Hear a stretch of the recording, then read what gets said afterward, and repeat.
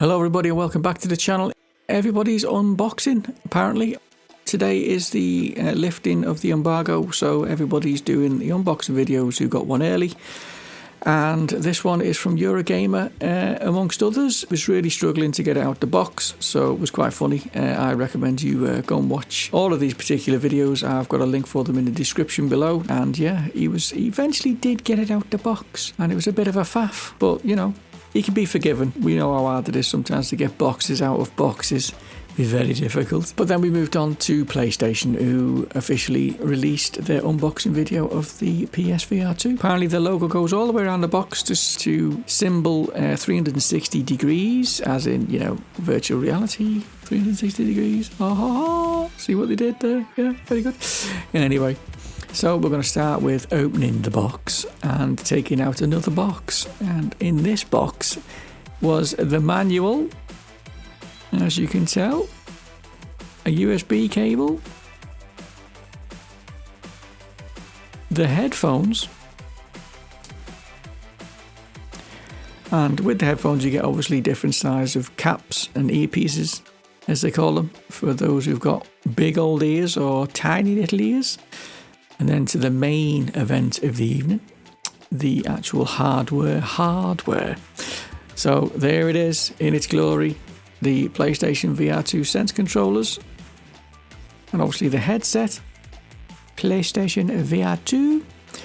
And this was, I thought was quite a neat trick. The box that it's in is actually a storage box for the PlayStation, which I thought was quite nice. The VR cable for the headset is quite long. I think it's 5 meters.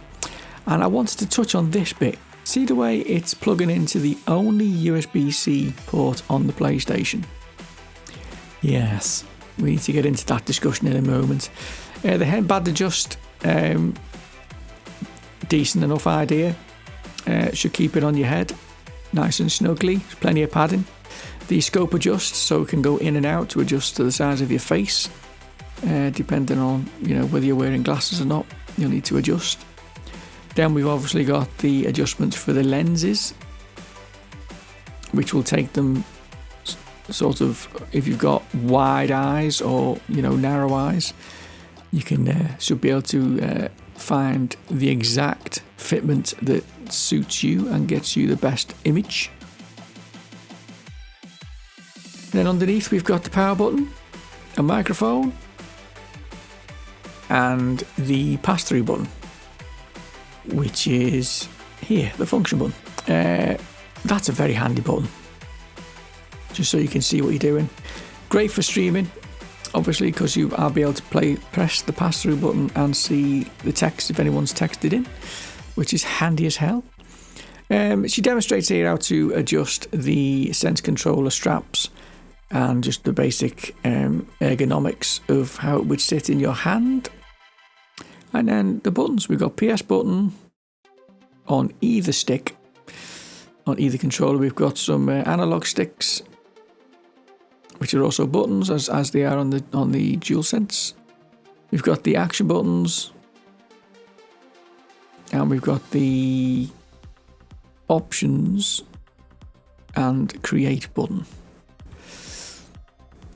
So all the buttons you need if you're going to play anything else other than Gran Turismo, obviously. But we are more interested in the racing side of the virtual reality. But, you know, we've got to accommodate for everybody. If you haven't got a set of headphones, which is just ludicrous, I'm sure you do, you can actually use these. And I like the way it's integrated into the headset, to be honest. IGN actually got hold of the charging dock for the Sense controllers, and I thought this was pretty neat, to be honest. I was particularly into the little dongles you have to press in. You'll show you now. You get the 2 little USB dongles to stick in the controllers themselves, which make them obviously able to charge on the dock itself. So there's no sort of push to charge, it's just lay it in, it makes contact, they charge. Simples. But also, because it's Sony and the way the PlayStation is styled, It looks like a little miniature UFO, and I quite like the styling of it. Look at that. That looks mint. So 10 out of 10 for the way it looks, I think. I think it looks pretty futuristic. But yeah, so that's basically the unboxing for the PSVR 2.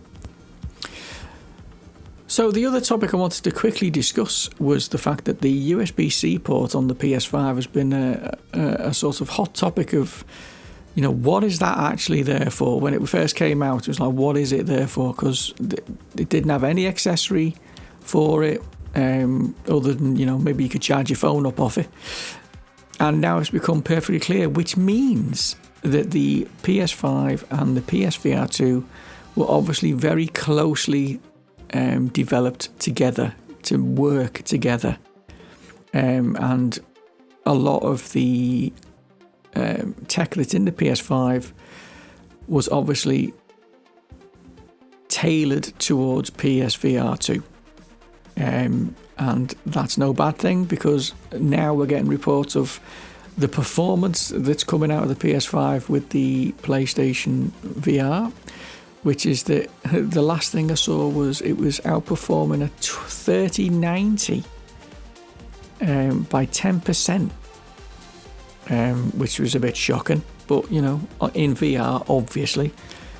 So it's a testament to the forethought of Sony and this particular peripheral. So I have to say that they've clearly thought about the long-term success of PlayStation VR and what they're going to do in terms of having this peripheral as a major part of the PlayStation universe, and I'm happy to be in it.